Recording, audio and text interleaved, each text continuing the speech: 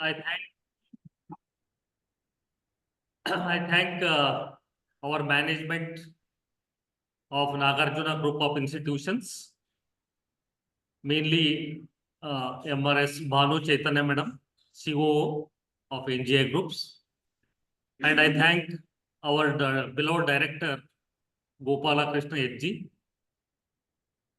and the principal Dr. B.V. Ravi Shankar sir for providing this opportunity to conduct the webinar on DevSecOps, whether development or security operations, that is data engineering and AI shaping the future of tech.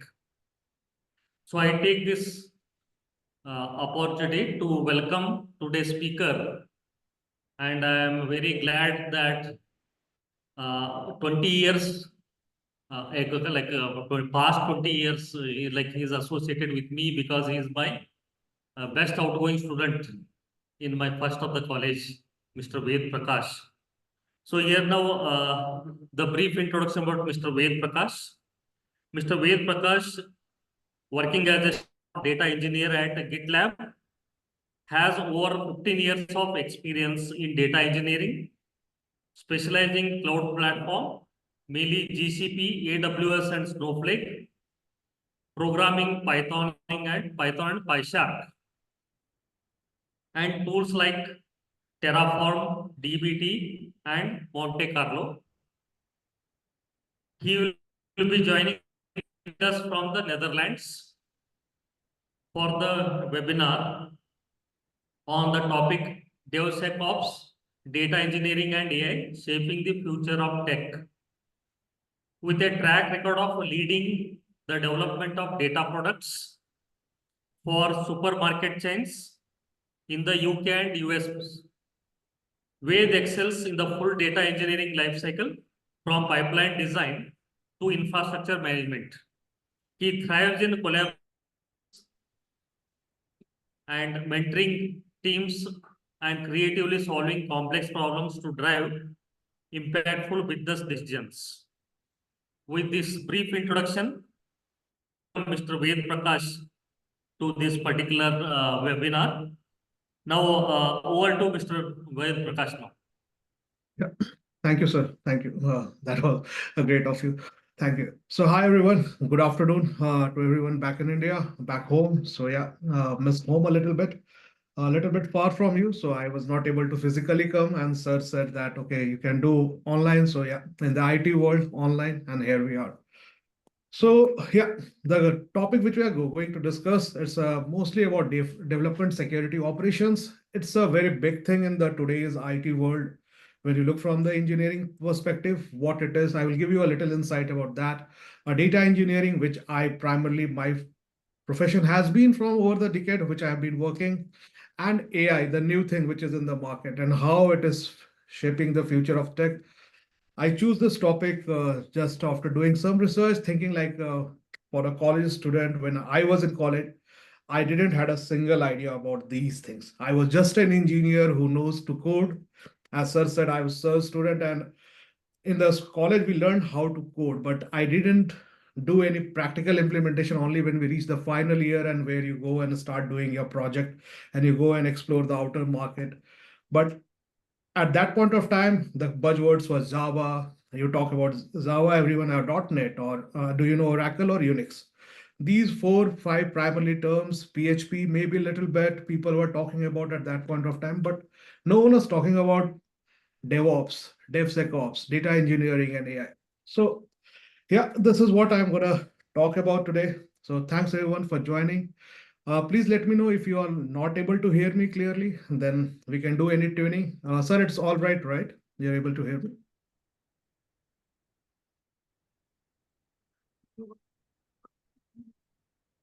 Okay, I will proceed further. So to start with, meet your host. So that's me. So as sir said, I'm Ved Prakash. I work as a staff data engineer at GitLab. I have been with GitLab for over 3.5 years. And before that, I was working for Indian MNC, Karnataka. You all know Infosys Limited. So I was one of the few students who got placed in Infosys back in year 2009. I was sir student from 2005. So it's all exactly 20 years now as we are speaking. My interaction with Sir Professor Sanjeev Kaur Hathure sir has been there, and we have been in constant touch since then.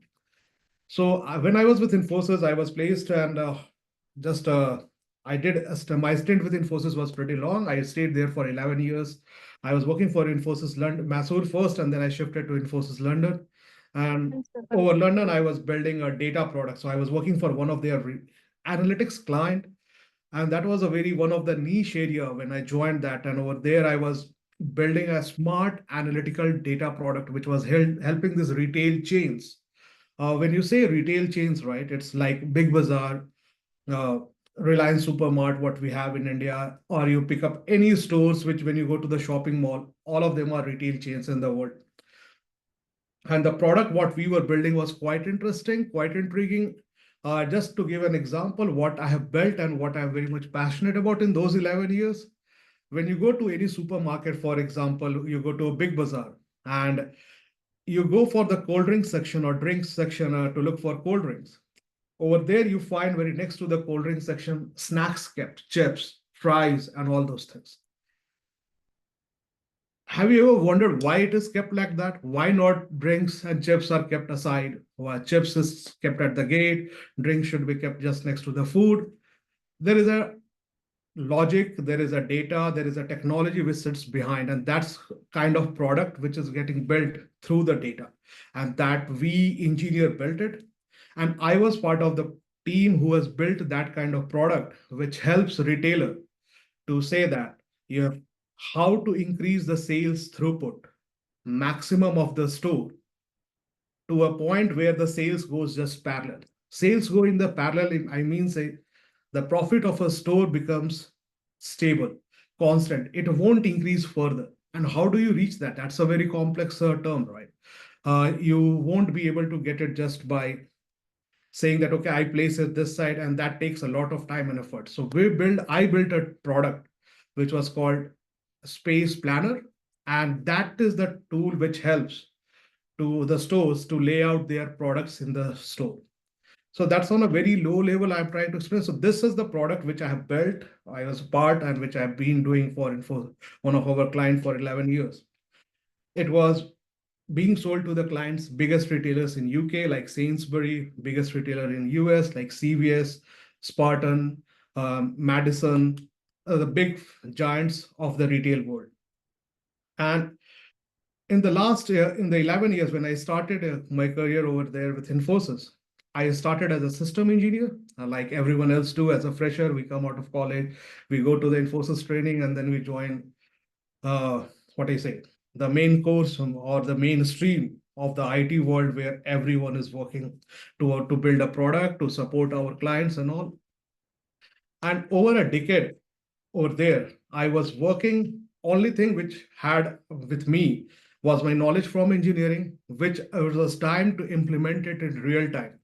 I took up the learning from engineering and started processing into the product or the language or the what I say. How do you want to take it like to build a software over there?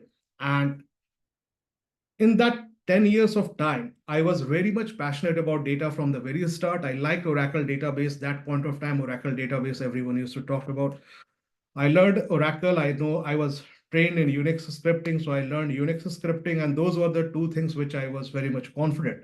Though, surprisingly, when I was in Infosys, in my training days, I was trained in Java for 5 months.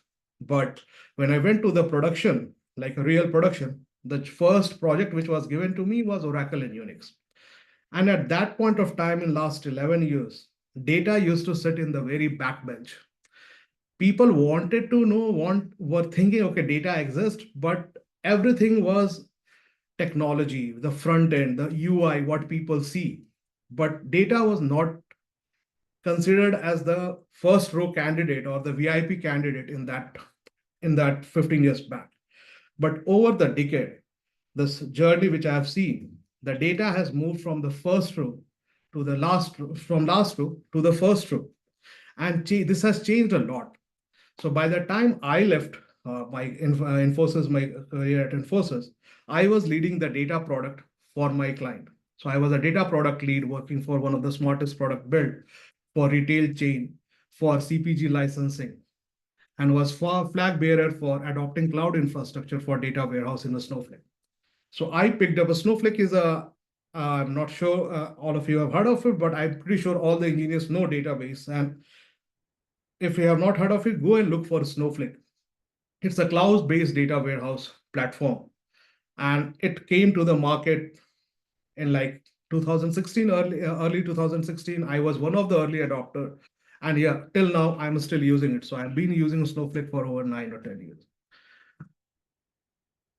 So coming back to how we ended, so when I was talking to Hathurya sir in some general calls, sir said, share some industry trends. And that's where I am sharing with you my knowledge of how and what I have learned in the last 11 years, what is happening, what's going on, and hope in coming 1 hour you find something fruitful. Take at least one thing back with you. It can be an idea, it can be a technology, or it can be an experience.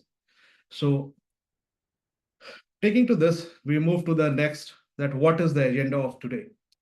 So our agenda will be pretty much simple, pretty standard. I will give you an introduction about DevSecOps, introduction about GitLab, the company where I work for, data engineering team and their challenges in general and at GitLab, glimpse of modern data stack at GitLab, AI and data in a DevSecOps journey, and of course the Q&A, which will be a very interesting part for you all.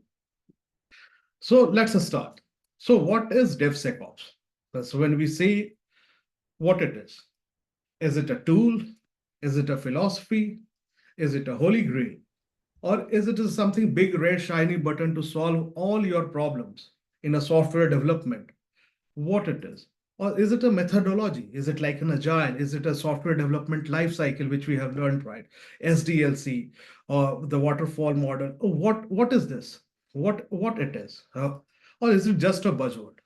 So there should be something, right? Why it is? So let's see what is DevSecOps.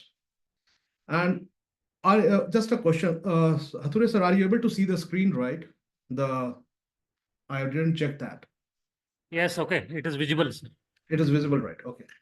So so what what is DevSecOps? So there are different types of DevOps. When it comes to DevOps, it's basically a kind where, like, to explain it on a very basic term, you develop a software or you develop an application, and when you develop the application, that application has to roll out to a production, like a gaming app or a website or Amazon.com, for example, or GitLab.com itself. It has to roll out, and and there is a constant changes happening to it. Every day a new features is added. Someday you see in your WhatsApp a double tick mark has came. Someday you see that AI feature, AI button is there. So those things, how does it get rolled out, right? So that is the what DevOps is all about.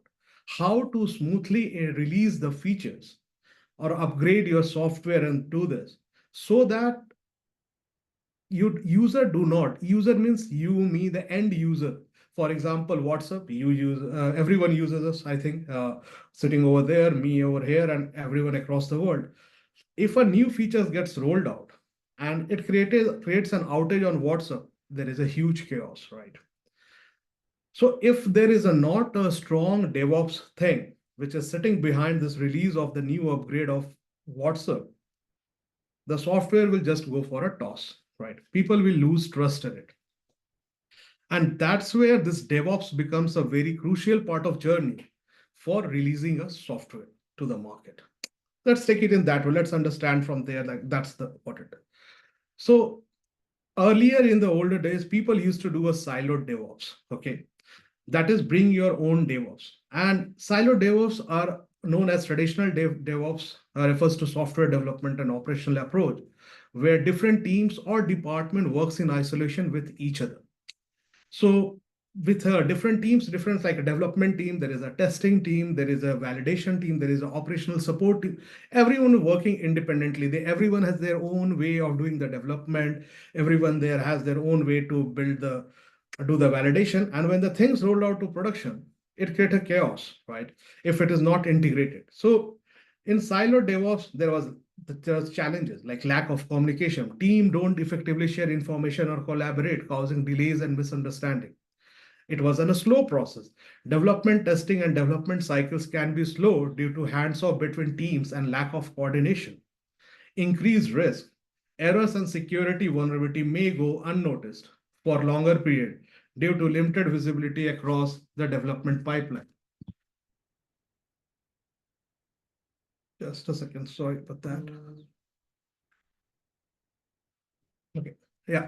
So reduced efficiency, repetitive task, and manual process can consume values, times, and resources. So these all are the problem statement. And the major problem which used to happen in the silo development is a finger pointing. When a problem, when a software upgrade, when it happens to for example, you're taking this example, WhatsApp, everyone will start saying, no, this is your problem. Your team has done this. So every team starts blaming each other. And that's not good or not a healthy way of doing a development, doing a work basically, right? So next is fragmented DevOps, best in class DevOps. That's called as this we term it, if I explain it, fragmented DevOps refers to a situation where the various tools and processes involved in the software development lifecycle are not well integrated or cohesive instead of working together seamlessly. So these tools and processes exist in the separate silos, leading to inefficiency, miscommunication, a slower delivery lifecycle. So still a problem. Then comes a DIY DevOps, do it yourself DevOps, refers to the practice. This is called like, I am expert in this, I will do this part very best. So this refers to the practice of building and managing your own DevOps tool chain and infrastructure instead of relying on comprehensive pre-built platform. It involves selecting and integrating individual tools for each stages of software development lifecycle, such as source code management, continuous integration, continuous deployment, configuration management, monitoring, and security. So this is just the CI/CD and this SDLC. When you move to the IT world when you move to the market, right, you will be hearing this a lot. The CI/CD, continuous integration, continuous deployment, how do we configuration management, monitoring, security is the next big thing which everyone talks about. So that is what is DIY DevOps is. But when I say that DevSecOps, that is the platform era. Okay, it's completely what I say. A tool, a DevOps platform era refers to a significant evolution in the way the software is developed and delivered. It marks a shift from using a disparate tools from different DevOps stages towards adopting a single integrated platform that covers the entire software development lifecycle.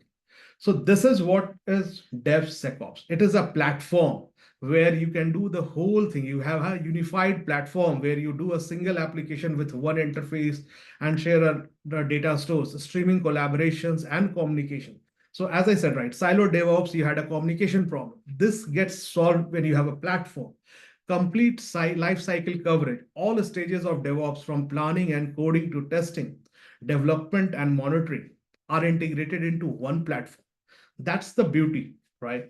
You have everything in one. Then if you have this will lead to a collaborative culture because you don't point a finger to each other, you work together. So the focus is on development, operation, and security, where all the team work together seamlessly on the same platform, promoting shared responsibility and faster feedback loop. So you, as sir, when I was explaining silo DevOps, the teams were not talking to each other. There was a lack of communication. So that reduces the efficiency. But when you have a DevOps platform era, you have increased efficiency now. Automation, streamlined workflow, and reduced context switching result in faster delivery lifecycle and improved productivity. So company gains a lot with that. Enhanced security. Suppose, for an example, you have written your username and password in the code and you have committed it to the repo. If you don't have an enhanced security system like GitLab, you will be publishing your credentials to the wider community, the whole world, and that is at a very big risk. So built-in security features and practice throughout the development process ensure a more secure and resilient software product. So that is what is a DevSecOps platform era. And How does it benefit? It helps accelerated time to market, improved collaboration, increased security, cost reduction. That's the major thing, major thing.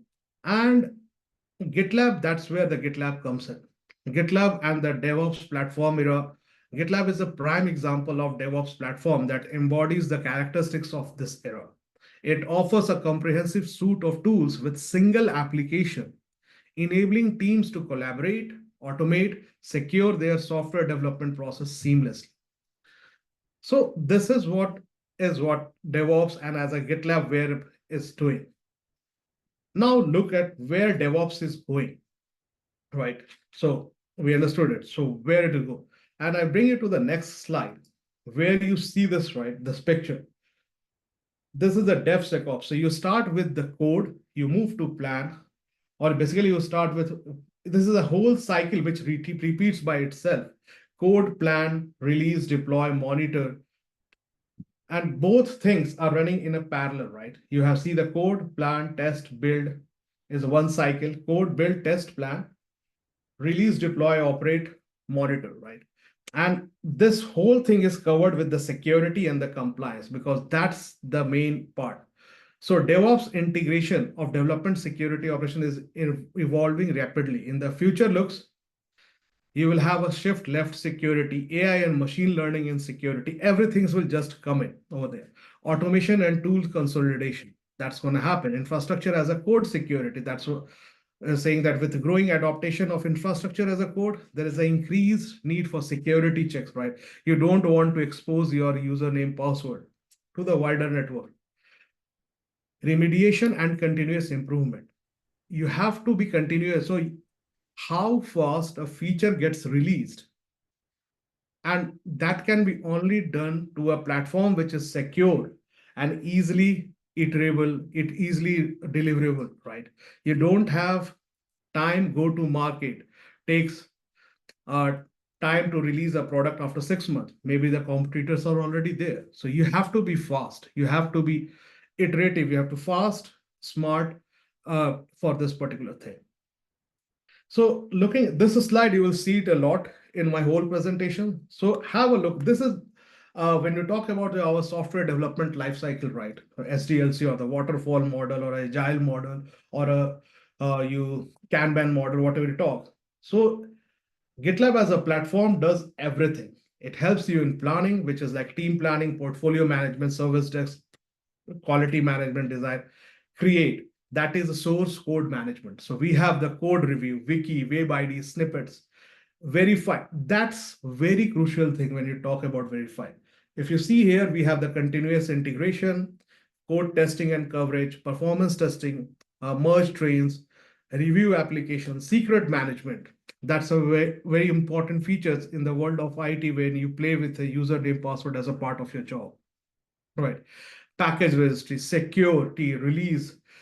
Once you release the software, then you have to configurable. Your software should not be a hard-coded thing, right? We say in engineering, like your program should be configurable, right? So you should have a feature. So that's what comes with the auto DevOps, Kubernetes, deployment management, and whatnot.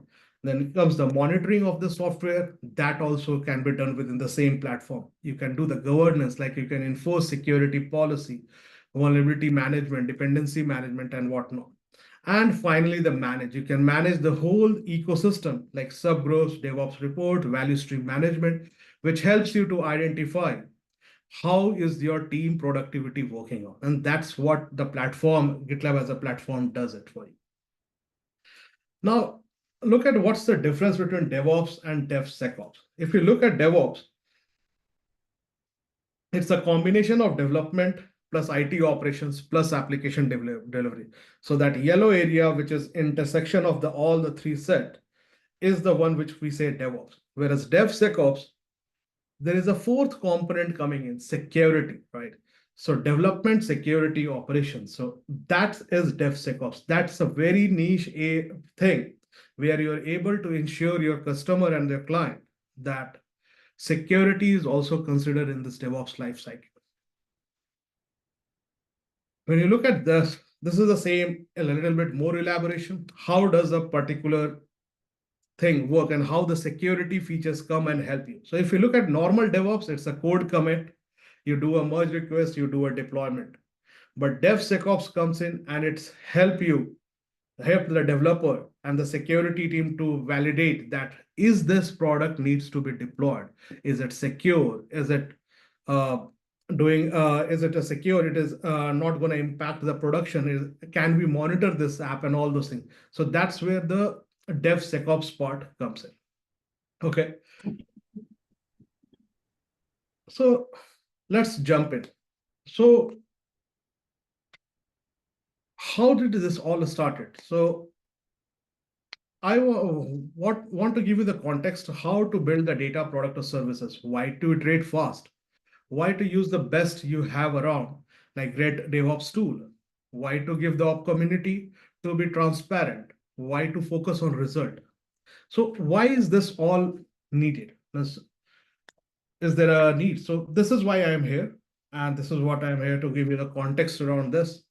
And let's look at it, how everything started for this. So we understood like the concept of DevSecOps and how this works with the GitLab as a company. And this is a journey where you see that how to ramp up and invent a new category in the tech world and sit on a leadership place. And that's where GitLab is sitting right now. Because the junction which you saw, the intersection between the DevOps for the bringing the security in the development lifecycle is the one which is a key differentiating factor along with the whole platform of the GitLab. Right. So let's look at GitLab as a company. What is this? It's a complete DevOps platform in a single application. GitLab is more than just a code repository. It's a comprehensive DevOps platform designed to streamline the entire software development lifecycle, from planning and coding to deployment and monitoring. GitLab provides a unified solution that empowers teams to collaborate efficiently and deliver a high quality software faster. One platform, endless. So these are the key highlights of GitLab. One platform, endless possibility. GitLab consolidates all the essential tools for DevOps into a single application, eliminating the need to judge multiple systems. This seamless integration improves workflow, reduce context switching, and enhance productivity, right? Accelerate your DevOps journey. This is what I was talking about. How fast can you release? How fast you can do the CI/CD? How fast a feature can be brought to the market, right? So GitLab built-in CI/CD pipeline automates the building, testing, deployment, and code changes, enabling continuous delivery and faster time to market. Time to market is a very key thing when you talk about that. How fast a feature is brought to the market, right? You all heard right. Flipkart was there existing in the mass market, and then Amazon came into the market. And the time to market for Amazon was quite fast, and it just captured whole market, right? It's there, it exists. And Flipkart, yes, it exists, but not as big as Amazon. So time to market is a very big thing in terms of the software development lifecycle, right? Collaboration made easy. So GitLab fosters collaboration with features like merge request. I code reviews, and issue tracking. Team can work together seamlessly regardless of their location. So let's look at a situation. I think you all are engineer and you all would have written all are writing a small programs. I'm not sure all of you are using Git as a repo management, but Git is basically a repository management where you commit your code. And once you commit the code, your friend sitting in a different location, maybe in another location in Bangalore itself, can check out that code, review the code, and do that. So that's collaboration can be done very much easy. So when you say an issue and when you say a merge request, what's the difference, right? Issue is something where you say, I want to build this particular feature on a very high level.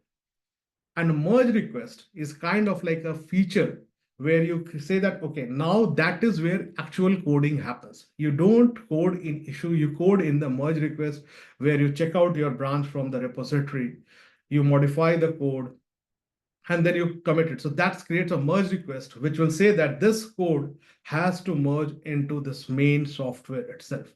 And that triggers the whole journey of a software development, right?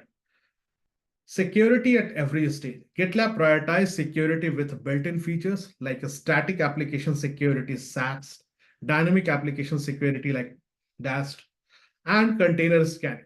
Security vulnerability can be detected and addressed early in the development process, right? So this is the benefit. So when you commit a code, right, I gave you the example of that username password after keeping it in the low context. As soon as you commit the code is not merged or committed to the repository. There is a CI pipeline which kicks in and scan the code to see that is there a username password defined by accident in the code. And that's the benefit. So that saves a lot. I believe one of my colleague is there. Yeah, Snehans is there also to join over here in this call. And Snehans is the one who has implemented that in our data pipeline, which we have built it for our source, right? So he has put in that features within our product. So I have my fellow colleague over here, data engineer from GitLab as well, and he is based out of India. And I asked him to join over here, and he was very happy to. So thanks, Nehansh, with you. And from open source to enterprise. So GitLab offers a range of solutions to meet the needs of both individual developers and large enterprises. Its flexible deployment option include cloud-based SaaS, self-managed installation, and hybrid deployment. So you have a SaaS platform, which is a gitlab.com. You can self-manage your own application. So you buy this GitLab as a software and you install it in your machine. You own the whole infrastructure. And the third one is GitLab dedicated, we call it, where you buy the GitLab as a software, but it is operated by GitLab people in the cloud of your choice. So if you're on Google or you're on AWS and you say that I want to buy a GitLab as a dedicated, but I don't want to hire a whole set of new engineers to manage that infrastructure of GitLab itself. And that's where it comes. So generally, when a software comes, it comes in like a SaaS platform. It comes like 2, 3 flavors. One is the one which you see on the web, which is everyone, you, me, and everyone can access. When there is a company who needs more security, they say that I want to host it on premise. On premise is there's two type of on premises. One is on your own data center, or second one is on cloud of but within your own VPC, within your own subnet, within your own security. So my client is having a, suppose for example, Google as a data provider. They want GitLab to be hosted there for them and no one else have access to it. But they don't want to have a someone who comes and manage the whole infrastructure. So they buy GitLab dedicated, and the whole infrastructure, the whole software of GitLab itself is managed by the GitLab DevOps team, the SRE team, we call it in. So there is another stream which is called Site Reliability Engineers. Those are responsible to maintain the upscalability of the whole GitLab as a product itself. Okay. Moving next. So our mission. So when you talk about GitLab, our mission is everyone can contribute. Like everyone can. GitLab is by default public, so you can see our code base, our repository. You can contribute to the code base if you have the expertise. So this is a very good exposure, a very good thing to know that there are lots of software in the market which are called open source software and licensed software.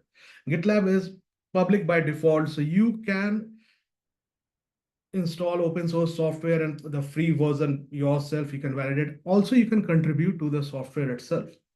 You can contribute to the GitLab itself as a software packages. And that is something which GitLab does. So everyone can contribute. So let's go about GitLab as a company. And I'm going to ask, what makes GitLab unique? Any idea? Okay, so let's see. Maybe GitLab growth. We have believe in deep transparency makes a difference. This is published as a news for the latest episode, and the news, a couple of newspapers saying the same thing. Radical transparency. So we are transparent. So everything is open. So and that's why it's an all remote and async work advocate company. GitLab is the world's best, most transparent company. Or how the GitLab data team builds a culture of radical transparency. So it can be anything, probably all of this, right? So what make GitLab unique, right? So GitLab is all remote from the beginning. We have 0 offices, which I will show you later, but we are 100% remote company. Probably the biggest all remote company in the world, right? GitLab DevOps, DevSecOps platform empowers 100,000 plus organizations to deliver software faster and more efficiently. And we are still fully remote. That's a very big thing. All remote and async work advocate. We have always heard about synchronization of sync work, go to the meetings, join together and work. But there is a async work advocate. So we promote a lot of asynchronization.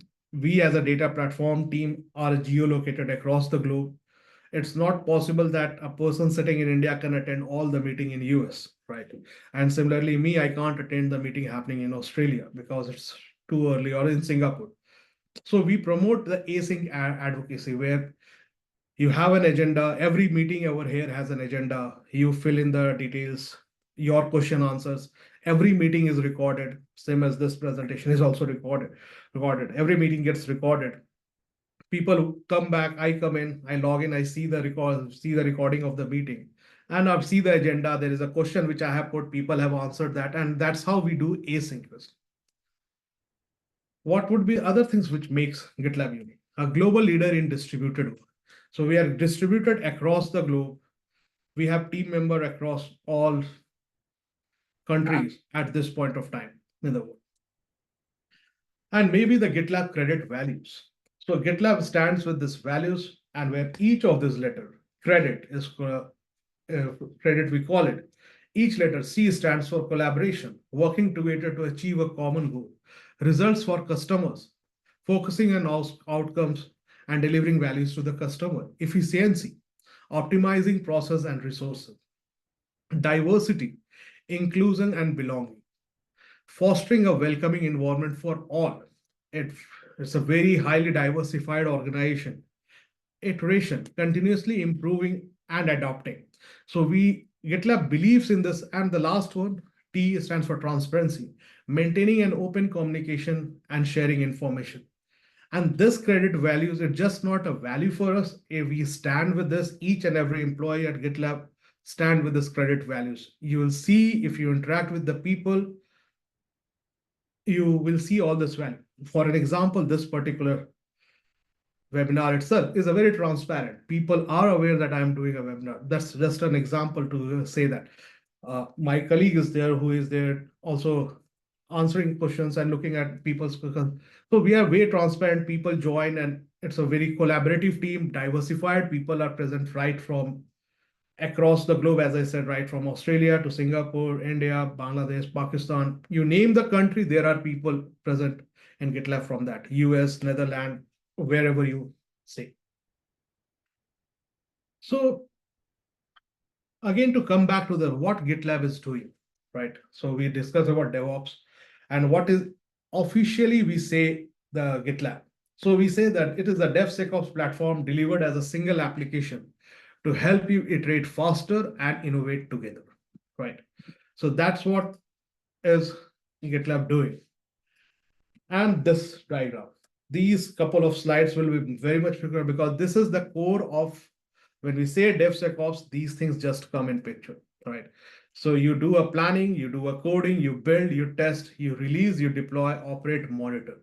This is the whole cycle goes through. And this whole thing is covered with the framework of security and compliance. Again, the same diagram over here, which says that you have to plan, you have to create, verify, package, secure release, configure, monitor, govern. So taking it on a very high level, these are the several stages of a software development life cycle when it happens. You go through all of these stages when you release a thing to a production, right? And when you release, you also do the monitoring, governance. That's not which we talk about DevOps. Single DevOps can't do that. It has to be done with the DevSecOps. Now moving ahead a little bit, I think let's look at the GitLab by numbers, right? So as I said, we are 100% remote. So we have 0 offices across the globe.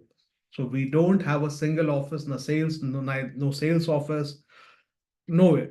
Everyone works from home or from a co-working place, depends upon their choice. We are one of the biggest all remote company, so right from the start, right from the day when the company was formed. We have 1,800 plus team members in more than 65 countries and regions. So this is what I was talking about diversity. We are so much diversified. We have the team member across spread across whole of the globe. We have 30 million plus registered users at GitLab. So that's a very huge number where people are using it. You have 22 release, a new version on 22nd. So what used to happen that so on 22nd of every month, a new version of the product gets released. This was very intriguing, and this used to happen before. Now what it has changed to, what we do as a company that suppose 22nd is Sunday, then how do you release a software? Everyone is off, everywhere across the globe, there is a holiday. And suppose 22nd is Friday and you release a software, then and no one is and software breaks. Then what happens? There is no one to support it Saturday, Sunday. So the instance has been taken that instead of releasing on 22nd of every month, we release new version of software every third Thursday of each month. This helps a lot of when you take this when you go for a production environment in IT world and someone says that I want to release a software. We most of the organization almost wherever I've worked with, they will try to keep one business day ahead from the software release. So they have a day when everyone is in to support in case something goes wrong because mistakes can happen and it can happen anywhere by anyone. So it's always to have a day in advance to support it. I'm not sure you all have looked at GitLab handbooks page, but this is a Bible. We as a company believe a lot in documentation. So we have 2,500 plus GitLab handbook web pages of text available. If you want to learn about a couple of things in data engineering, just go to aboutgitlab.com and type data engineering or anything related to data or anything related to GitLab. You will find everything written over there. We have reached 1 billion CI/CD pipeline execution. So over 1 billion continuous integration and continuous development pipelines have been executed. And GitLab is named a leader in 2023 Gartner Magic Quadrants for DevOps platform itself. So if you look in the platform, there is a niche. So and there is a horizontal line is a completeness of the vision. So there is a niche players and ability to execute. And there, if you look at on the top right corner, is the leaders of this. And there is a GitLab, there is a Microsoft, there is Atlassian. And that's where GitLab stands. Now, moving next. So this we talked about GitLab. Now moving to the data platform team, or data engineering team. And this team is part of the central data team, where I'm part of the data platform or data engineering team, we call it both. And this team is formed of data engineering, analytics engineer, data analyst, data science team. So within that central data team, you have a subsection of different engineers, different specialized skill sets, engineers present over there. So goals of the data platform team is to provide the best-in-class data platform for GitLab to make data-driven decisions. We support directly data fusion, distributed analyst teams, and in some cases, delivering a stable counterpart. We have new data sources, currently a backlog of 25 to 30, where all of the engineers keep working. Our primary role also maintain the existing data pipeline, that is monitor and solve issue, add extra data to the pipeline, optimize existing pipeline, upgrade the platform, like keeping the latest software upgrade and providing data services. And data as an organization, it is a hub and spoke model, we call it. This is a new big buzzword terms which you will hear when you go to in the data world. It's a hub and spoke model. We are a central data team and we feed to data to everyone. that is sales, marketing, product, engineering, finance people, and analytics engineering team, enterprise insight and data science team, and the data platform. So at the bottom is the data team, and that makes the central data team.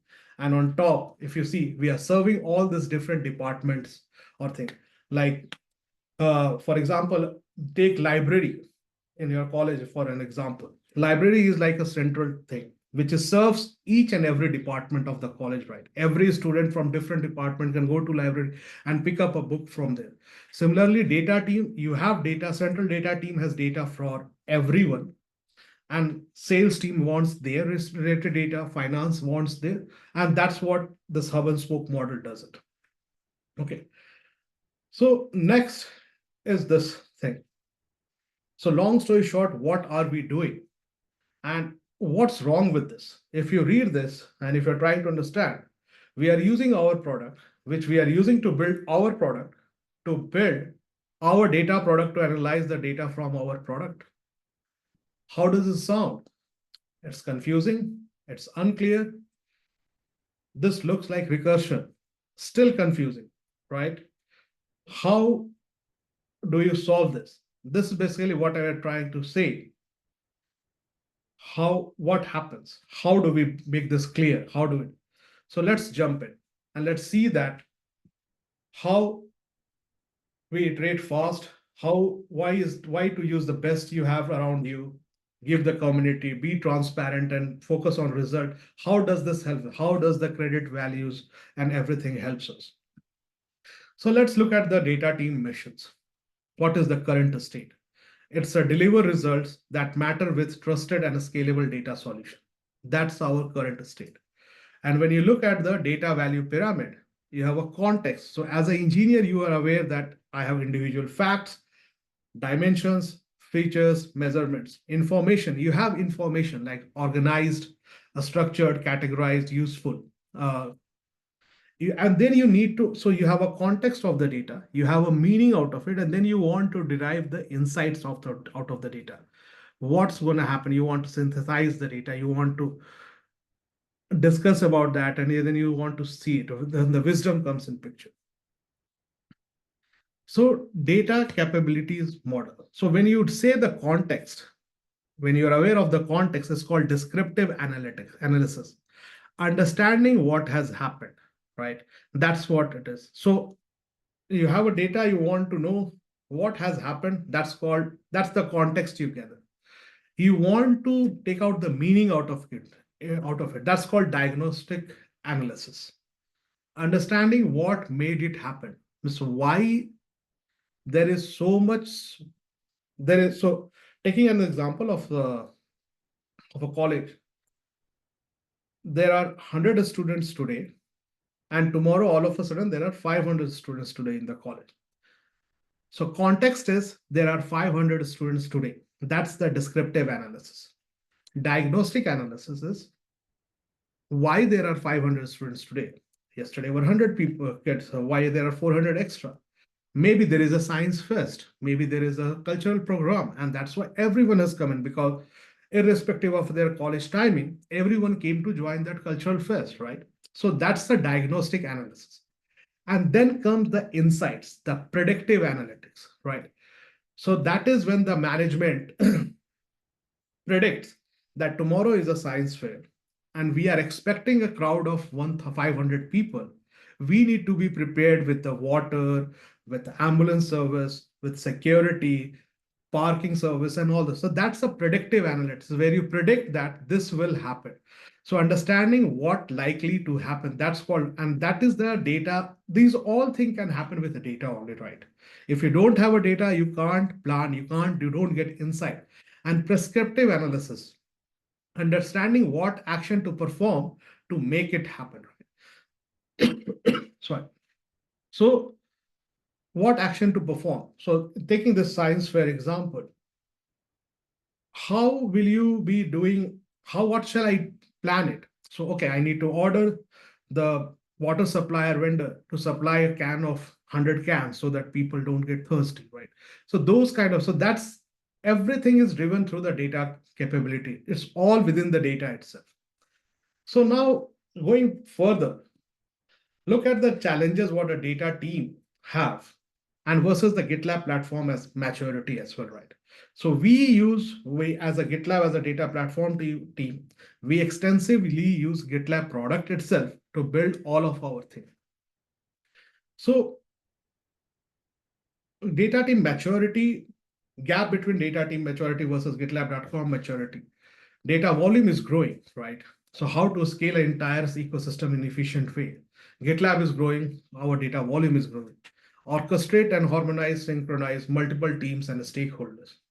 How to increase visibility in the company? I don't even know you or your team exist, right? So there is a sales team and then there is another team which wants some data. They don't know that we exist, how to make it.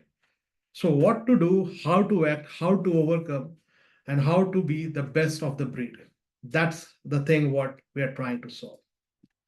So challenge is how to scale the entire ecosystem, orchestrate, harmonize, and synchronize, how to decrease time to market, how to increase visibility. So what you will be doing. So these are the things which is a challenge which has been thrown. So what action we have taken? Create to and for community, open source. By default, we are open source by public by default. So everyone can contribute, right? We started doing dog fooding. So a dog fooding is a term used in the IT world where you try to use your own product, food your own dog with your own product itself. So basically, we use GitLab ourselves to make it better.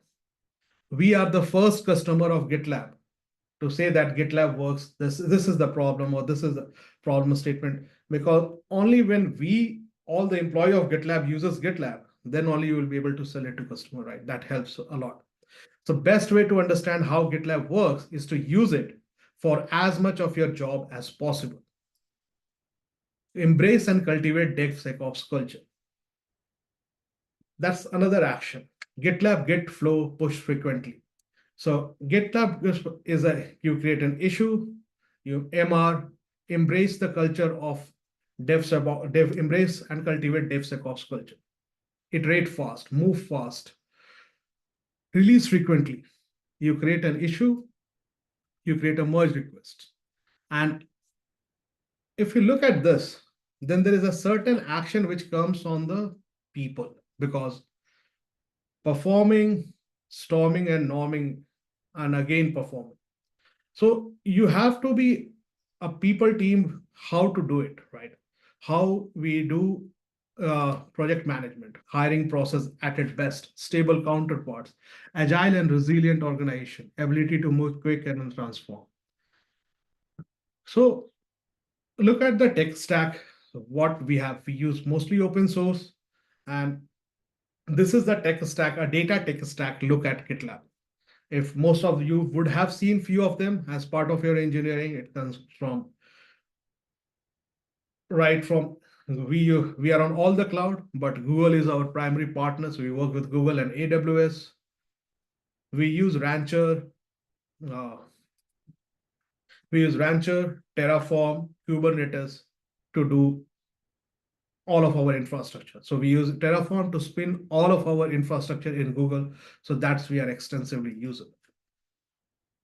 We use Airflow to orchestrate our pipeline.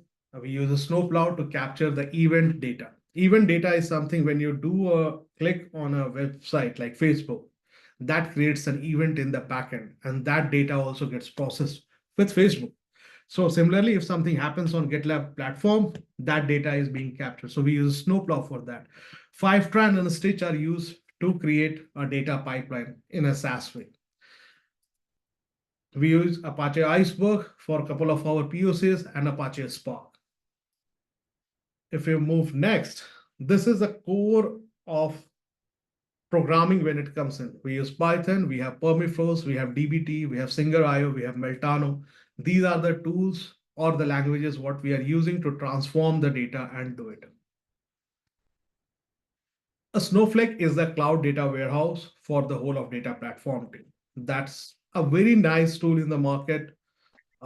If you have time, explore it, learn it. This is one of the top two providers. I would say number one, but yeah, there is a close competition recently with Databricks. But yeah, these two are the one which is top in the market. Have a look or try to embrace yourself with the technology. And then Jupyter, yeah. ठीक है, क्या बोल रहा है? कल दोपहर, कल 10 बजे आएगा, वो फोटो निकालेगा करके बोल रहा है बच्चों का।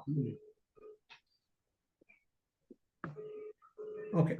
So Jupyter, Tableau, and sizes. Okay. So again, this is the technology landscape. Have a look. And these are just a brief. If you look at a chart, it is every day, every week, the new technology gets released in the market for the data. There are a couple of rising stars.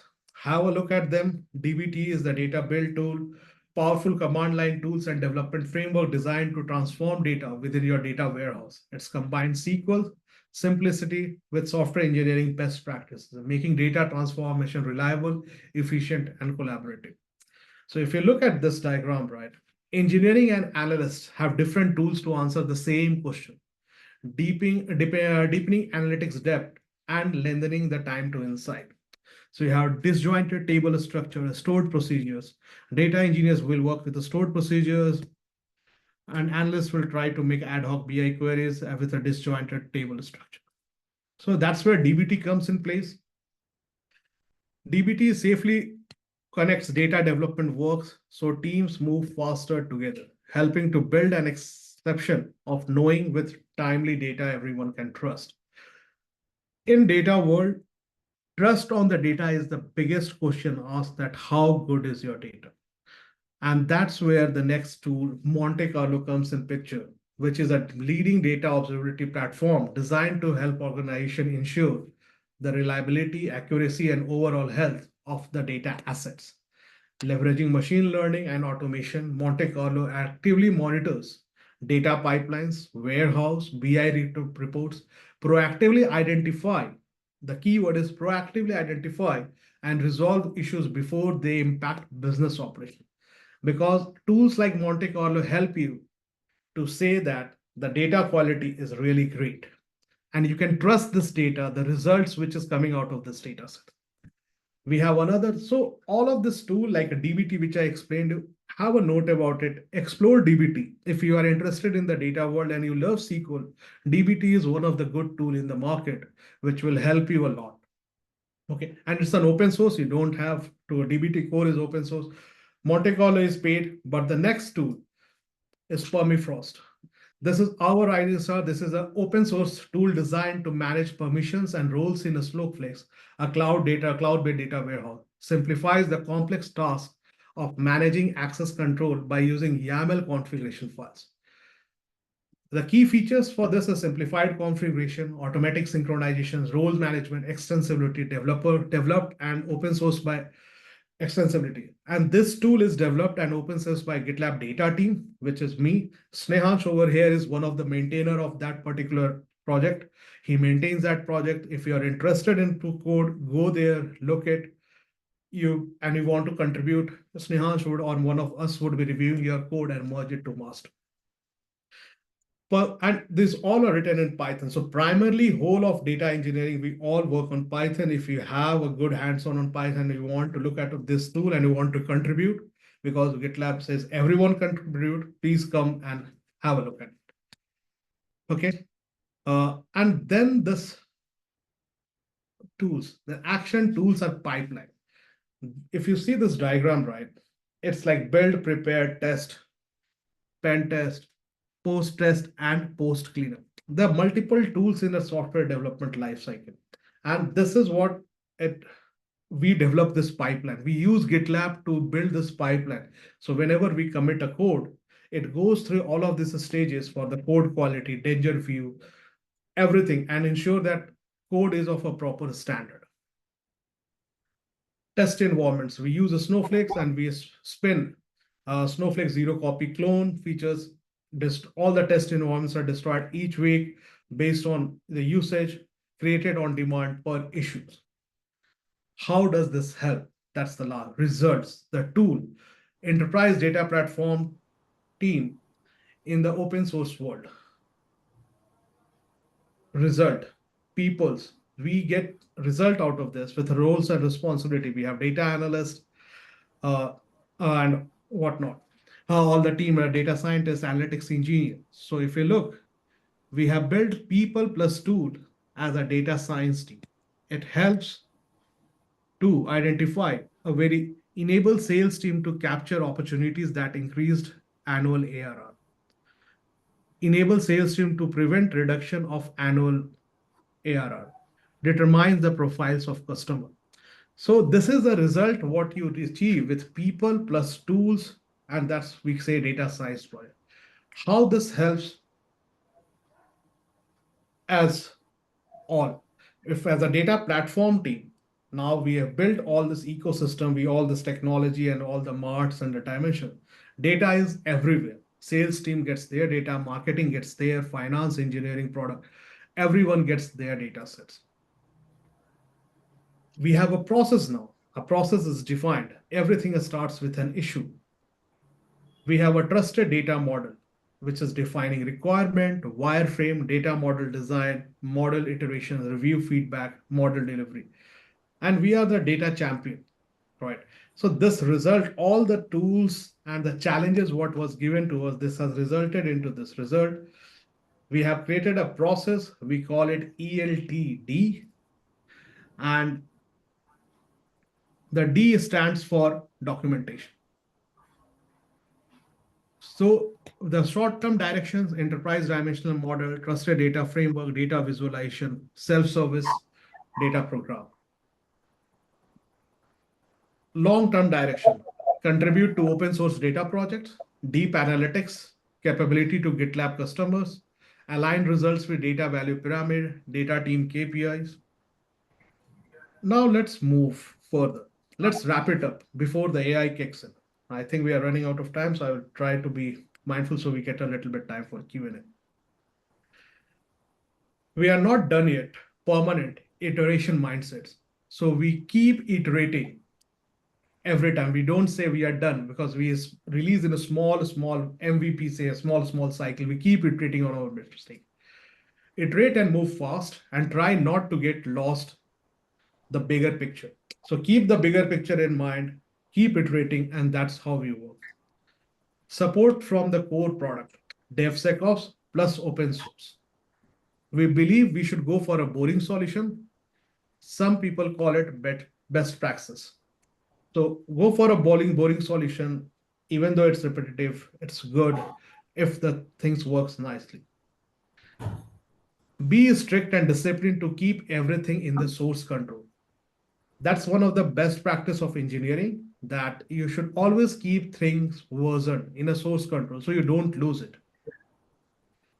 Be even more strict when it comes to test your code and automate everything you can.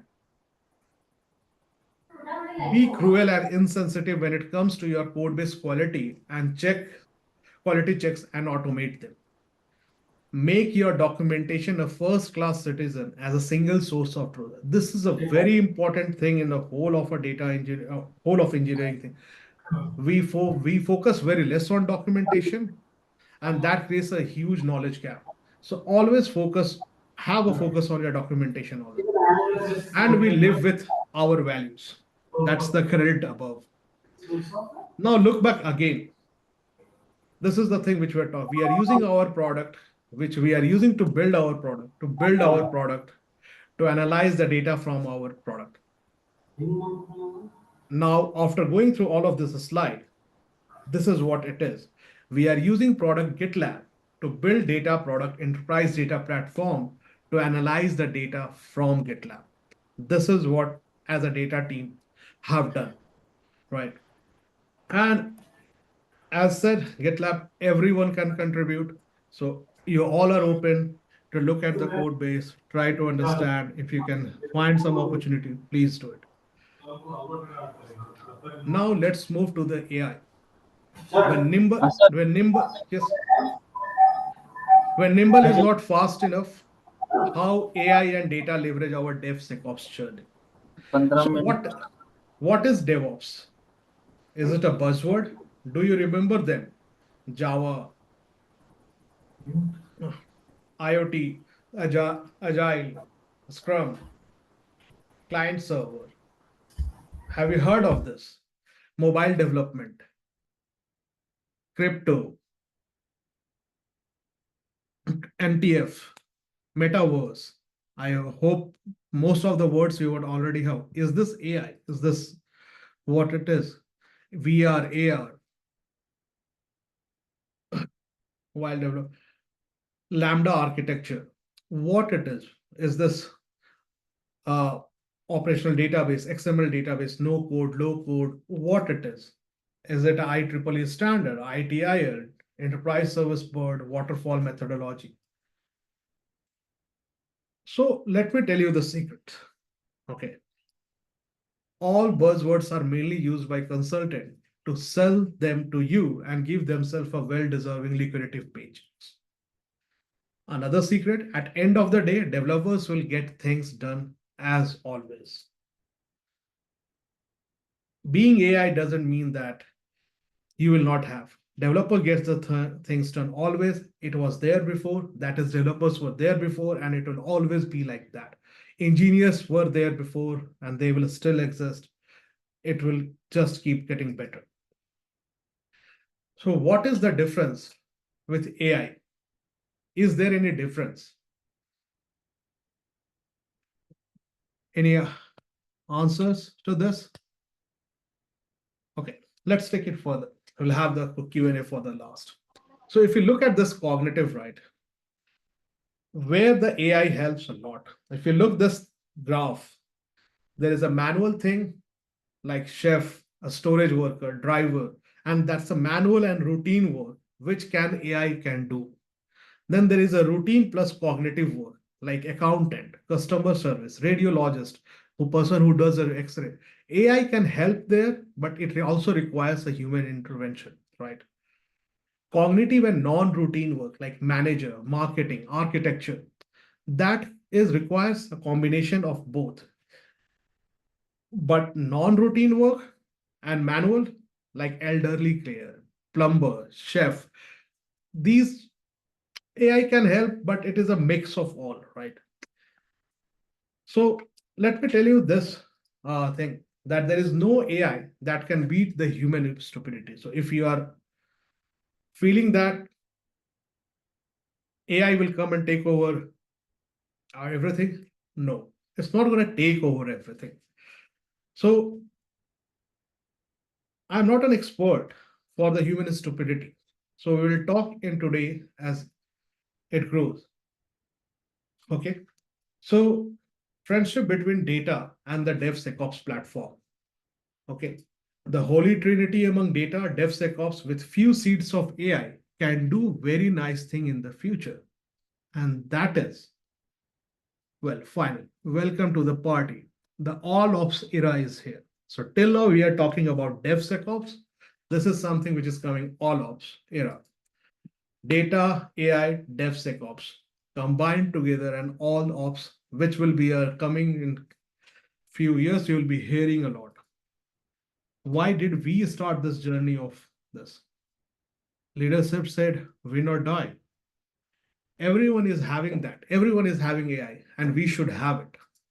Of course, this is mainly a marketing thing, and we are still struggling to have proper information when the column is dropped in a source database, right? How to leverage the data uses. So in AI comes in picture, how do you use the data? Because that's always the key, right? How leveraging the data and offers developer throttle in their daily work and keep them away from headaches and a bad mood. So why do you need data? That's a very question which comes in, right? Need to feed the hungry animal, right? The AI needs a huge amount of data, need a high quality of data inputs to get an outstanding output. We are still struggling with data quality, data governance, sensitive data, and other monsters. So what makes us the tech geeks from any side of the IT spectrum board, right? So this, if you look at this whole walk through what we are talking about, how AI will help us, that's what it is. So if you are doing a repetitive works, Errors bore most of the techie. Silo development helps a lot, bores a lot. Conscious and unconscious bias. I dislike you, you dislike me, and will never approve your code, right? Micromanaging, constant interruption, right? So in short, tech professional and AI current relationship status, it's complicated. Okay. As per GitLab report of 2023, security and compliance, we use AI or ML to check code separate from testing. In 2023, it was 62%, and 2022, it was 51%. We use bots in our testing process. It has gradually increased. If you see the jump from 2022, it was 39%, now it is 53%. So when you look at security and compliance, 83% of the DevSecOps professional says implementing AI is essential, but privacy and security concerns are blockers to deeper adoption because AI works on data and you have lots of security and privacy concerns. 46% of all respondents said in that they are planning DevOps process optimizing optimization this year. And 41% plans to introduce new analytics tool and dashboard to improve delivery efficiency this year.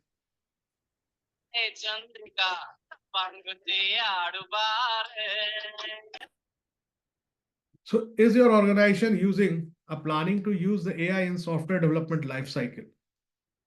23% said yes, 41% said yes in the next 2 years, 26% said yes, but there is no specific timeline, and 9.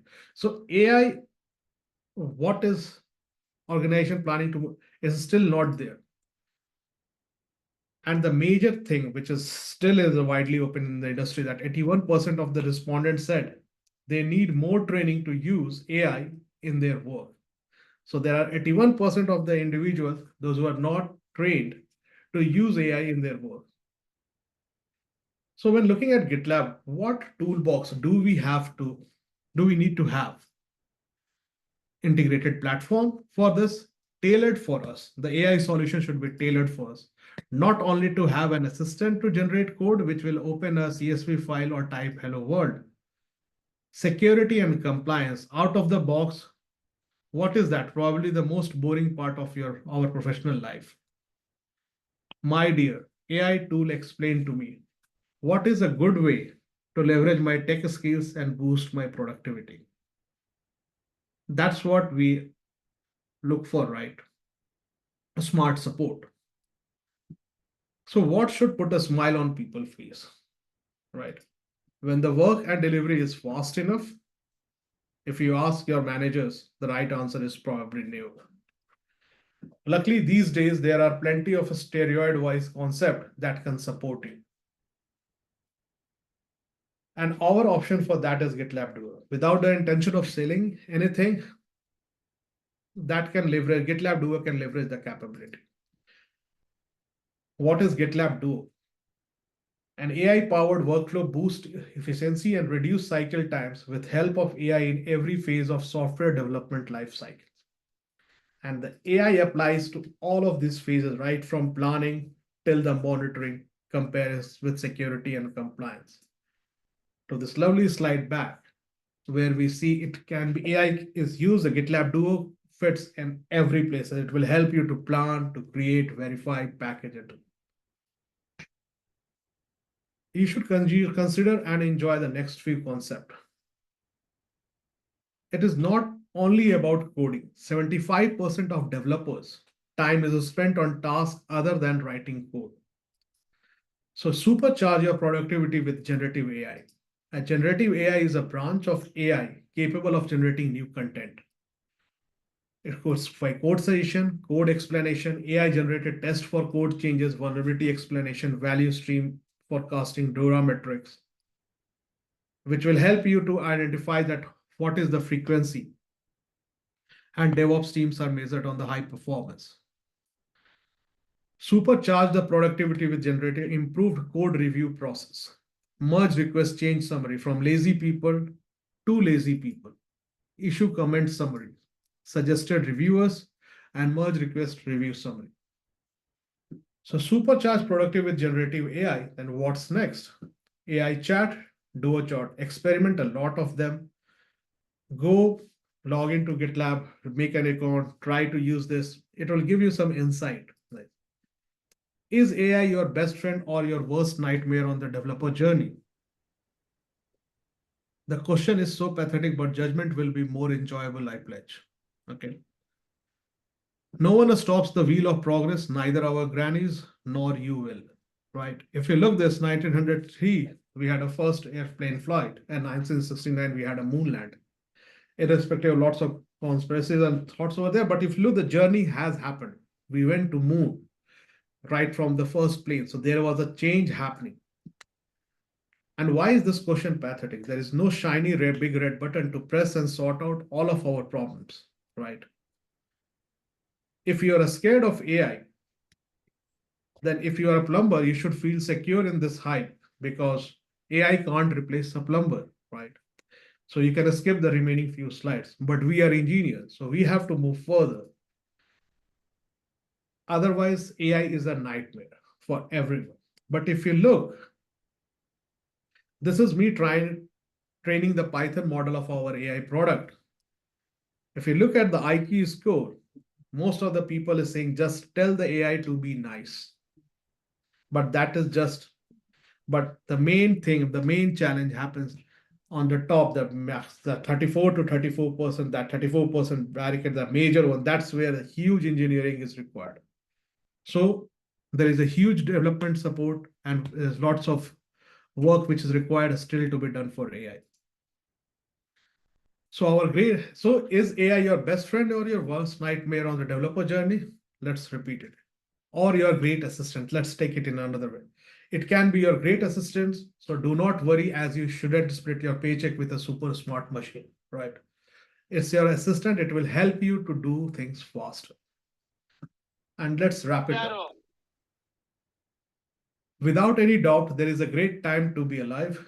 You are not just a silent observer. Especially for tech expert, you have a challenge to be involved in something really big happening in front of our eyes. Also, it is even greater time to start panic. And in the end, guys, AI will be there, things will keep coming. And if you look at this right, everything should be fine. Maths teacher protested against calculator use in 1966. This was a live example, but we are still using calculators in our engineering examination. It's allowed even there, right? So last but not the least, this is my line I have copied from Zig Ziglar. Expect the best, prepare for the worst, capitalize on what comes. This is a line which I take it with me and always. And with this is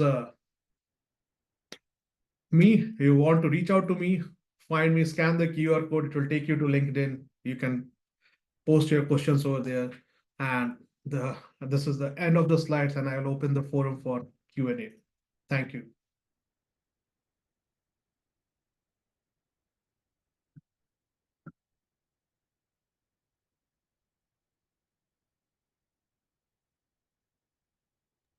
Sir, I have a question here. Yes. Is there kind of any kind of a certifications that goes with the DevOps security operations as you talked about? I mean, any Yes. particular path? So GitLab itself offers certification. I think I've not missed. There was few. We also have to get trained for using the DevSecOps thing, but GitLab provides certification for that. That's a industry recognized certification to get DevOps certified engineer. So if you ping me on LinkedIn, I will get you the link of what all certifications are available, and then you can look for that for yourself. Yeah. So as you also talked about the AI into picture, so how soon or how are we need in terms of AI integration into all these things? As you said, the all ops, right? So yeah. So how are we in the journey that, I mean, from the student perspective, like all ops when it is soon gonna be coming. So should we prepared for that? I mean, what are things that we're supposed to look and I think get so. into that? Okay, so all ops is something which is gonna come, which is gonna happen, which is happening gradually, right? And as a student or me, I think the best thing would be suggestion would be that keep pick up the languages which, if you are interested in the data world, this is mostly towards the data deviation towards the data world. Keep your fundamentals very strong, very basic fundamentals of software development, everything, and be expert in one of the languages. All of these tools, all of the technology will require a language sitting behind which will be running, and that will be required developed by engineers. And all of era, when we say there is a component called data, and there is a, if you look at a bigger organization, they have a team of people who just do data work. That can be data analyst, where if you are very expert or you understand SQL, like if some people kids do visualize what I say data very nicely in the mind, and they write SQL, they can be data analysts, right? So they can start writing analytics engineering queries, or they can build dimensions, models, fact. So the fundamentals will still be there. What we talk about, all ops era is something which is not officially proclaimed. So these all the things what is shown, except GitLab and most of the things, are my thought process that this is going to happen in the coming time. And when it happens, I think for all the students, it is just get on that ship and keep your fundamentals with the language, with one programming language. Python is a very high used if you want to point out to.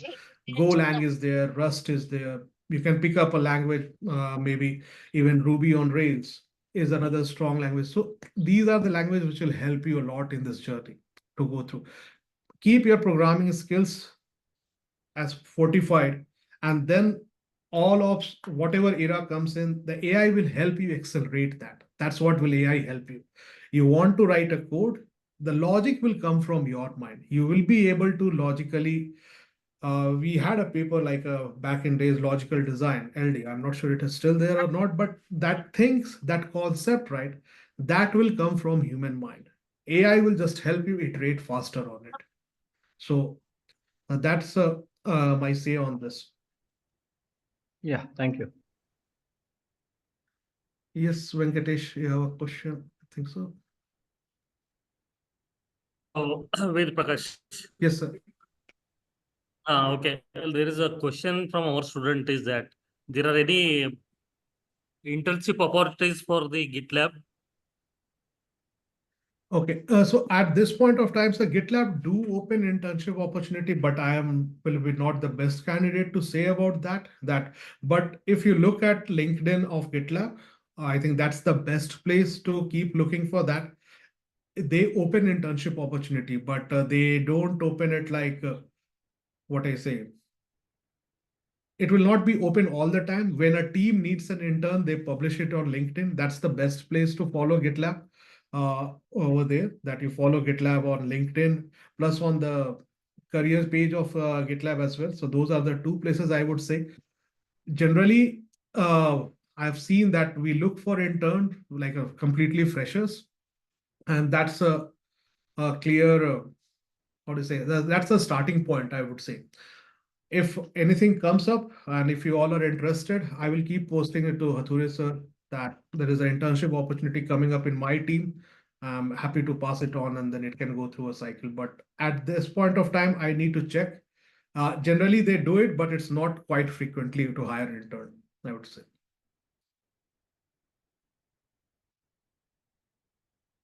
Does it help, sir? Okay, with Prakash, okay, we are very much thankful to you.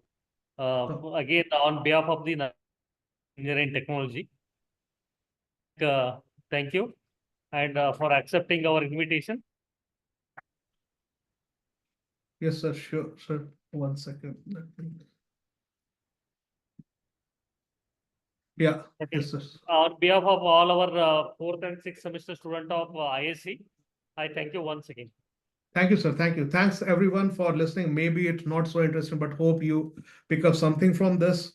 And yeah, feel free to connect if you need. If there is something I can help you, I will. It will be a pleasure to work. Thanks a lot, everyone. Thanks for listening. Thanks. Thank you very much. Thank you.